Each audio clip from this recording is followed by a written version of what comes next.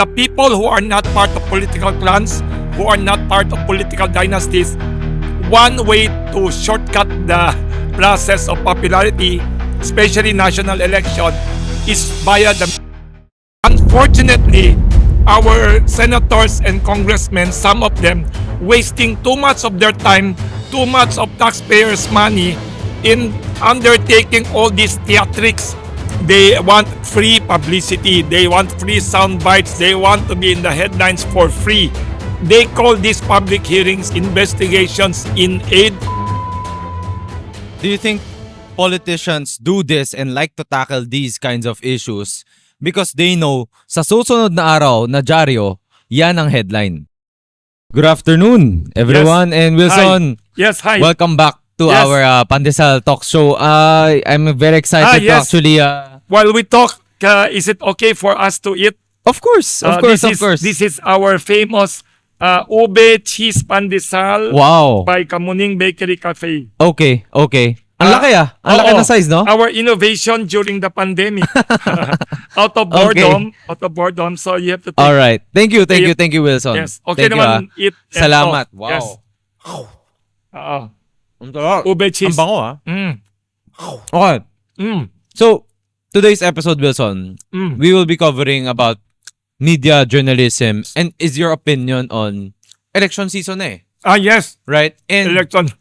parami ang mga celebrities that are Yes. actually going into the politician route. Is it a prerequisite that for you to win a Philippine election, right, you to be well known or at least you know how to move the media? What do you think? Very interesting, Lance, your question. Unfortunately, we have adopted the American style of political system in the Philippines, Okay. where to be a leader, you have to win by a popular vote. So it's essentially a popularity contest. It's not an intelligence contest. It's not an IQ contest. It's not sainthood contest. Hindi mabuti or not mabuti. Not beauty contest also. Popularity contest. So, unfortunately, in a popularity contest, name recognition is very important. Also, face recognition. So, in this system, you will notice the ones who have natural advantage are political clans, political dynasties with famous political names. So people whose father, grandfather, great-grandfather are street names, Okay. are names we study in history, Okay. or who were once heroes, or who were good leaders. People might think that maybe this son, maybe this granddaughter is as good, as smart, as noble as the ancestor. That is the no. So in this situation, the people who are not part of political clans, who are not part of political dynasties, one way to shortcut the process of popularity, especially national election, is via the media.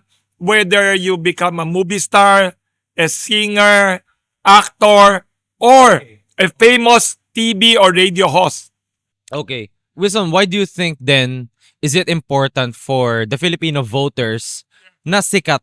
Is it because they don't do research anymore prior to voting, right? Why is that the systemic culture dito sa atin sa Philippines? The system we inherited from the Americans, there's good and bad.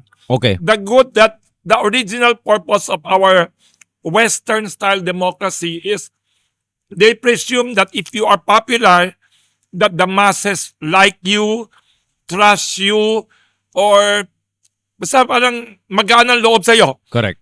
May tiwala sa'yo, trusted you, love you.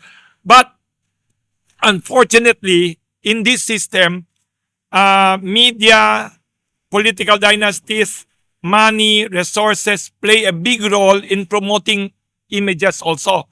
So there are some people, we have to be careful. This is very good question. All the people who are voters, we should not vote only based on popularity sana. Of We course. should choose based on capability, based on their whole life track record. What did they do in their whole lives? What did they do in their public service track record? Yep. Did they steal anything? Did they quarrel with people? Yep. Are they selfish? Are they smart or not smart? Yun. I see. Kasi right now, I mean, you've seen there's been a lot of people running for elections, no? Iba-iba. Just recently, young celebrity, local celebrity, EJ Falcon, you know, Yes. Nash Aguas, Arjo Atayde. These people are so young, yet they're being given seats in these very important positions, diba? Because they know they have an advantage in this kind of system. Exactly. They have the name recall. Even the PBA masses players. know it. Yes. PBA players. Even bloggers. Bloggers even, right? Yes. If you were to sort of change this system, Wilson, how would you start? No, how would you start? Like, obviously, we'd like to tell people to vote for the more capable people, right? But is it really more of a, or is it, for example, if you're a politician, takbo ka na lang sa ibang posisyon. Maybe not anymore the senatorial seats, you know, somewhere else, right? You're correct. In other countries, even if you're famous, you start first as a barangay chairman, Correct. vice mayor, councilor. You don't go direct to the Congress or Senate. There's a way we should, I hope our leaders after the election, I hope our leaders are sincere enough and wise enough to find a way to reform the political system so not only popular and powerful families can win, Okay. but the best minds, the best Exactly. people. Do you think then it's not up to the politician to sort of upskill themselves? Like for example lang, yung mga laging Yes. natatalo, yung mga Yes. Aquino, right? Unfortunately, Yeah. even the Joknos, right? Do you think they should just, you know, upskill themselves, make their faces more in TikTok, in Twitter, in Facebook? Do you That's think that's why the game? You're Or correct. You're correct. That's why some of the smart people who are very smart, very educated, they are now trying to be like media stars. Some of them want to go to TV. Some of them want to do TikTok. Very famous on TikTok. I know some very famous lawyers always on TikTok. Even some senators. We have to balance it. Popularity is good, but unfortunately, our system now, parang popularity is the main thing. And also, another thing that should be reformed, I suggest, is the political party system. okay. We have a very weak political party system. It's like a joke. In other countries, in Europe and other countries, political parties are built based on ideologies. In the Europe, in Germany, England, France, you have parties that are leftist, rightist, center, politically iba ideology.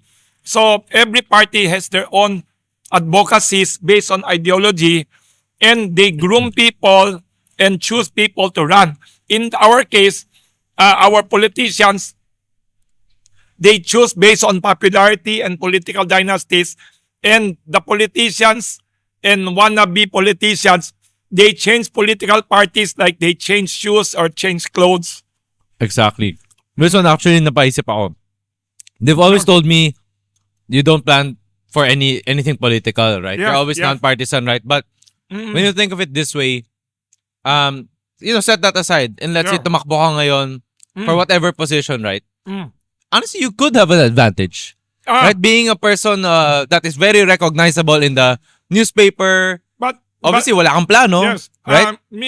I like to analyze and criticize them.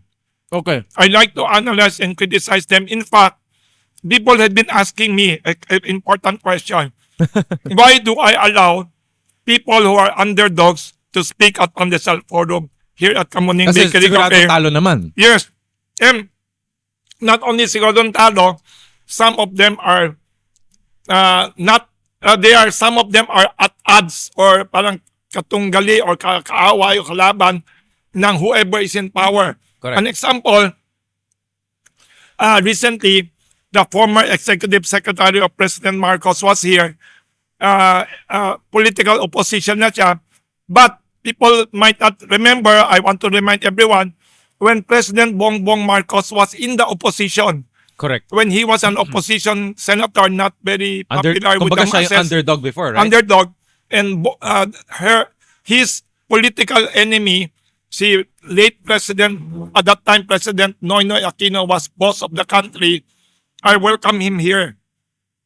And when President Duterte was in charge of the country, President, yung kalaban niya sa politika, Duterte's political foe, Vice President Leni Robredo, spoke here. I welcome her also. So, I'm apolitical in that sense. I want balance in politics. I always believe in balance. If we really want to have true democracy, there should be, all views should be heard. All views should be allowed I the agree. chance to be expressed. I agree. I prefer doing that than running or walking in politics. Yeah, I prefer for sure. supporting people to give different views, and I prefer to analyze. On a personal note, Wilson, do you think that is your way to do public service, right? Because just Yes. recently, Yes. si Vic Soto, sabi niya, but Yes. why aren't you running like Vico Soto, Oh, right? oh, oh. Or, diba? But then Vic Soto said, perhaps maybe my public service is doing Eat Bulaga and making it fun for a lot of people watching it in the noontime show, right? Yes. Ikaw, Wilson, do you think your public service then Yes. is hosting these forums and making it a more democratic kind of Yes. avenue? And democratic and uncensored, and Wow. anybody welcome dito. Okay. Even the kaliwa, even the so-called leftists are welcome here. Nobody is unwelcome here. Okay. Okay. All right. Thank you, Wilson.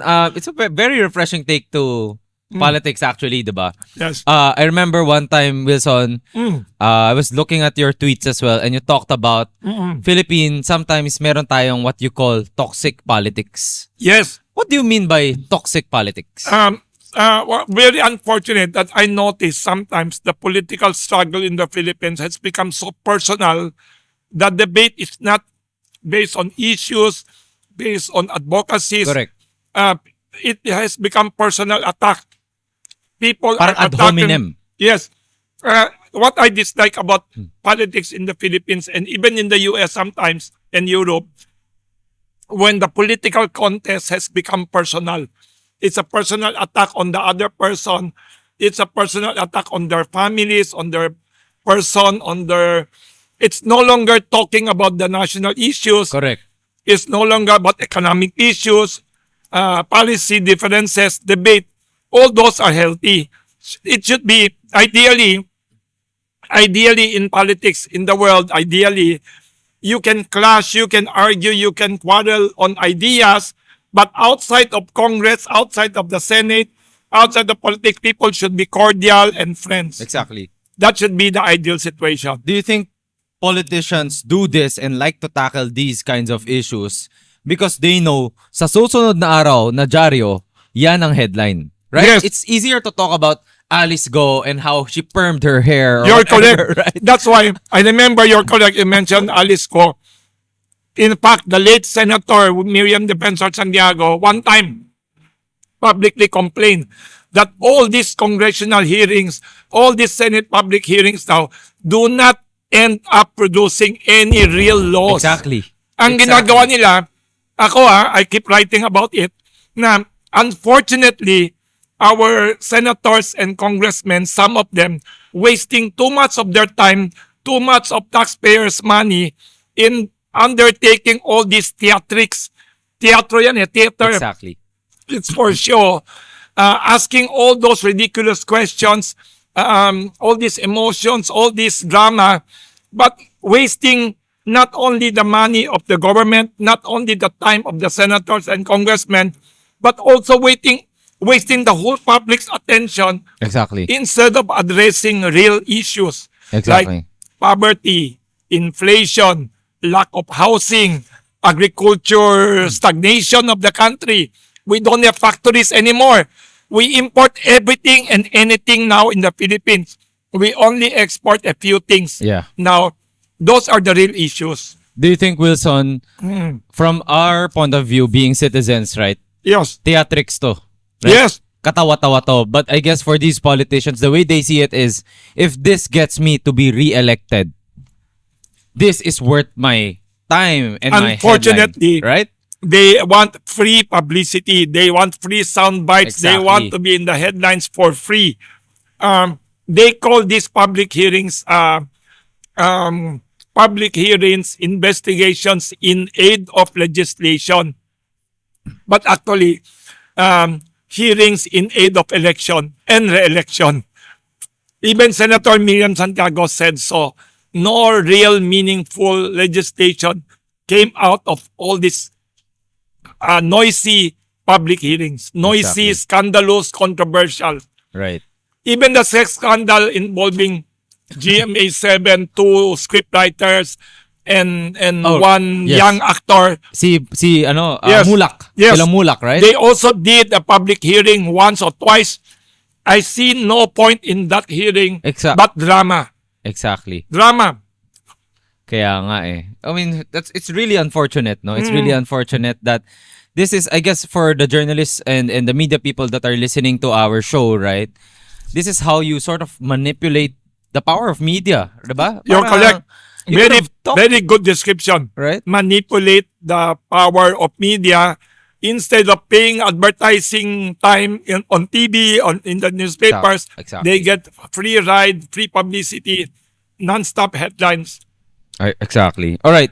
Thank you, Wilson. So that's, I guess, the political part, right? Yes. One of the things that I know about you, Wilson, and you're very big on this, is the cultural part. Yes. Right, you yourself is a Filipino-Chinese ethnicity, right? I myself am a Filipino-Chinese, right? Yes. So I also want to talk on the cultural side of media, right? For Yes. example, can I ask, right? Yes. How do you Anything think about our does- culture. Yeah. Yes. How do you think does media play into preserving our culture, right? Both Filipino-Chinese and Filipino in general.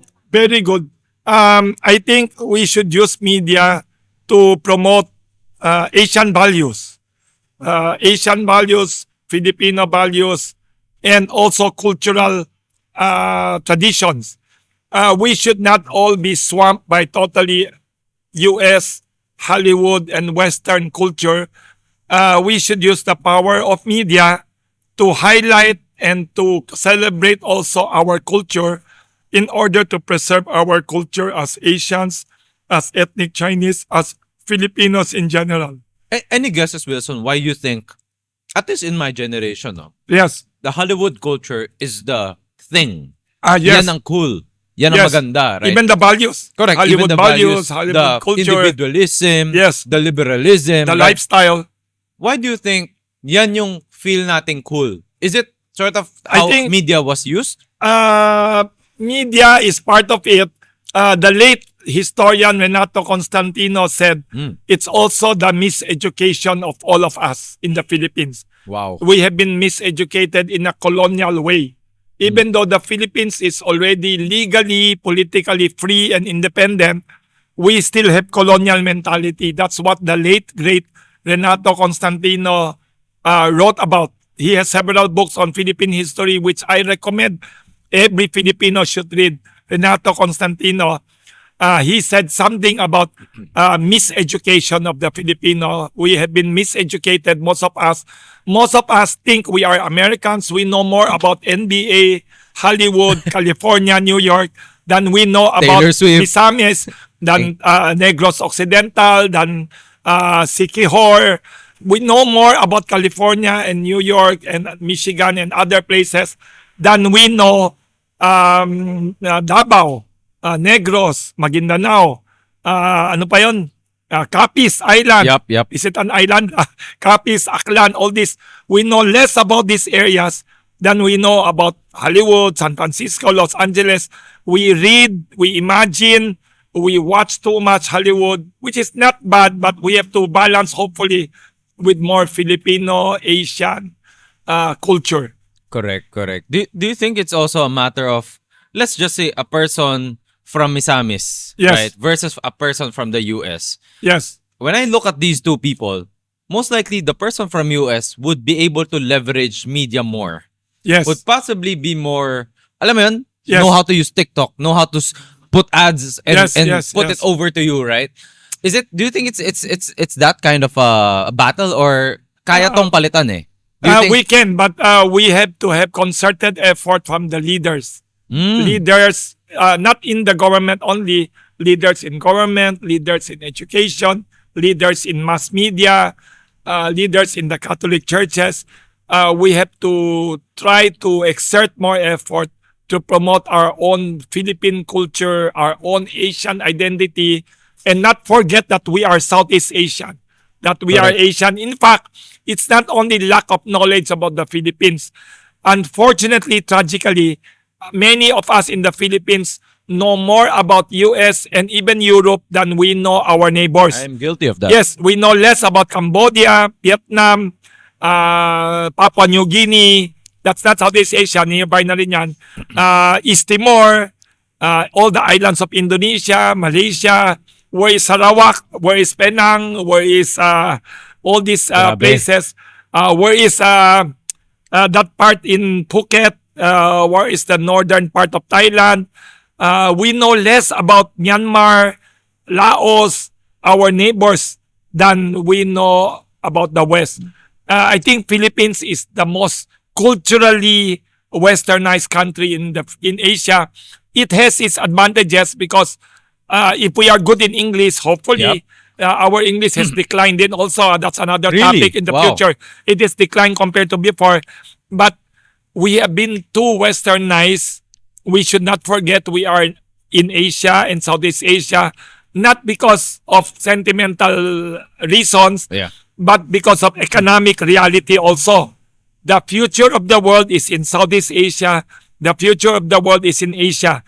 The biggest economic market, Wow. the biggest, fastest growing economies in the world today are in Southeast Asia, ASEAN, is in China, not in Europe, not in USA now.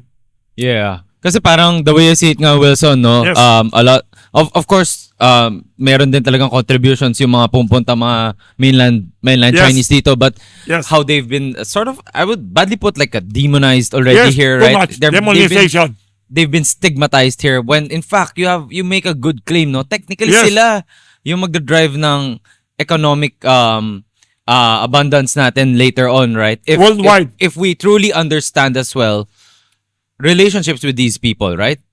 Worldwide, immigrants have been the driving force of entrepreneurship, innovation, not only in the Philippines, not only in Southeast Asia, including USA.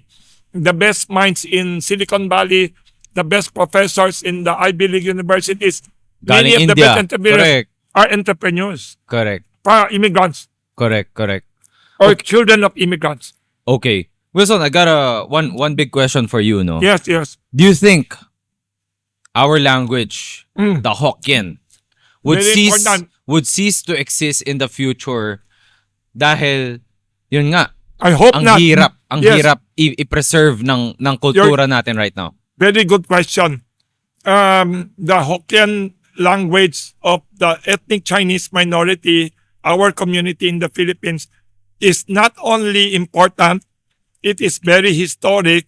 It connects us Yep. to not China only, not to Taiwan only, where everyone speaks it.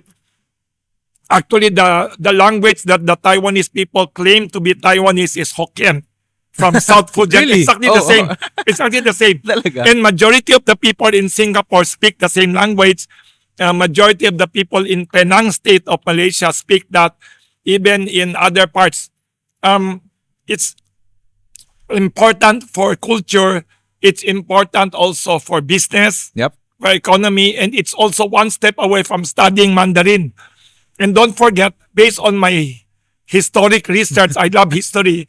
Based on my research, there are claims that the Hokkien language, it's also called Minnan, South Fujian language, was the language of the imperial family during the Tang Dynasty. So it's very historic. That's why when you know how to speak Hokkien, it's very similar to Korean language. It's very Korean to Vietnamese language also. I think we can preserve it the same way as the Jews of Europe and New York and America, they preserve Hebrew. But in the past, in Europe, they even had another language called Yiddish. Yeah, I guess it's also why I appreciate. I think I've seen bloggers around that Yes. are trying to preach how to speak Hokkien, right? Because honestly, Wilson, when you try to write it, you don't even I'm not sure, Tama ba ako? Can you even write Hokkien? No. Right? Very good. You know, do you know the second richest man in the world today, Mark Zuckerberg, who is fluent in Mandarin? Correct. He did a program. He did a special something program for Hokkien. You can Really? Google. Yes. But is it because of his wife? No. Or not necessarily? His wife is Cantonese. His wife is So bakit ethnic Hokkien? Chinese. I don't know why. I'm so amazed. I saw a video of him. He made an app, something, Mark Zuckerberg, about Hokkien. It's amazing. It's very He amazing. may have seen something that, I don't know, most that of we all us, know. right? Lee Kuan Yew speaks Hokkien also. Really? And ethnic Chinese of Thailand, they speak Teochew. Teochew is a variant of Hokkien. Galing. The Okay. richest man in Hong Kong, Lee Ka-shing, speaks Even that? Teochew. Hokkien din? Really? Teochew is similar to Hokkien with an Ang accent. galing. Mm. I mean, you mentioned Lee Kuan Yew, right? Mm. And I noticed, Wilson, we've done this episode, I don't know, 5 or 6 episodes now. Yes. You've always mentioned him, right? Yes, I admire him. What do you admire about him, especially coming from the media laws that he has propagated in Singapore? Lee Kuan Yew of Singapore is controversial to the Western media because he is very critical of the way Western media operates. He doesn't like the way Western media is more focused on scandals, political intrigues, and all that. In Singapore, Puro economic? mostly economics, development, and all that. In fact, he hates too much chaos in what we call in the Western-oriented media as freedom of the press. He is okay with that, but he is very critical of it. He prefers more discipline, more harmony, more focus on economy. Maybe our Philippine media should not be totally like the West and Europe, all focusing on politics. Every day, you look at the front page, it's always politics. It's always the Celebrity. politicians, Exactly. celebrity, violence, and all that. It's not bad, but hopefully, I hope half of the front page is about economic development, about new factories, about education, about science. That is one thing we should learn from the media scenario of Singapore, which is not bad to me. Let's say Wilson, Mm. a huge media giant like obviously Philippine Star, right, Mm. takes that stand, Mm. diba, and says, you know what? Starting from today, 75% of our content will be about economics. Do you think that the business will fail because there would be so low viewership in the Philippines? Or do you think it's worth the risk? Very good question. Very thought-provoking, Lance. I think it's worth the risk, and there are many companies in the Philippines who might advertise. Really? Yes, I think, because So no one's just doing it. What? there are 2 newspapers, Okay. but they are mostly business papers. Business World? It's called Business World, Yep. and the competitor is called Business Mirror. Yep. And there's a third competitor called Malaya Business. Oh, yep. Malaya is another third part newspaper. They are trying to do it, and to prove to you that there is a market for this, Yep. Business World is alive, Business Mirror is alive and profitable. But if we do it more mainstream, not entirely business naman, make it more colorful, I believe our focus will be less on politics, on quarrels, on impeachment, and public hearing, non-stop drama in the Senate. I hope there will be more focus on Ganda. how many factories to be open, what is happening to the farmers in Agusan, in Bukidnon, what is happening to the fishermen in Mindoro. That would maybe be more developmental and good for the economy and good for our Ganda. soul, I think. We would be less stressful. Yep. The way I see it nga, no, Mm. Wilson, I'm not sure in the Pandesal forums that you've done, Mm. roughly what percentage did you do forums on economics versus forums on, let's say, dynasties? Because You're very good. I've seen some na may dynasty Yes. or election candidacy or whatever, right? Pero ang dami rin ng economics, agriculture, especially to the farmers, right? Business, Exactly. even art and culture, So is that an intentional even thing? literature. I try to balance it. Ganda. I try to invite not celebrities in the political field, but Doing good work. yes, Right? Doing solid. philanthropists, business people, industrialists, agriculture expert, even art and culture advocates, people who are poets, people who are singers, people who are novelists, short story writers. We hope to encourage more of that. Hopefully in the future, even science. Grabe. Hey, why not science, right? Yeah. Although, syempre, mas mahirap yung barrier to entry nun, right? But I think there will be audience as well, eh. Yes, Listening because to that, right? I'm sure the ordinary people would be fascinated about going to space, how IT can change their lives, Yep. AI changing the lives of people, cars using electric batteries and all that. All these are science, Galing. hopefully. All right. I think basically, Wilson, that's it for our episode 6, right? Yes, Where we talked about media and its intersections with politics and enjoying and enjoying our ube cheese ube cheese pandesal, right? pandesal. So, tune in kayo guys sa next episode natin where we dive deeper, no, on Wilson's life as a journalist. Wilson, Wait, thank you. awesome episode. Thank you. Thank you. More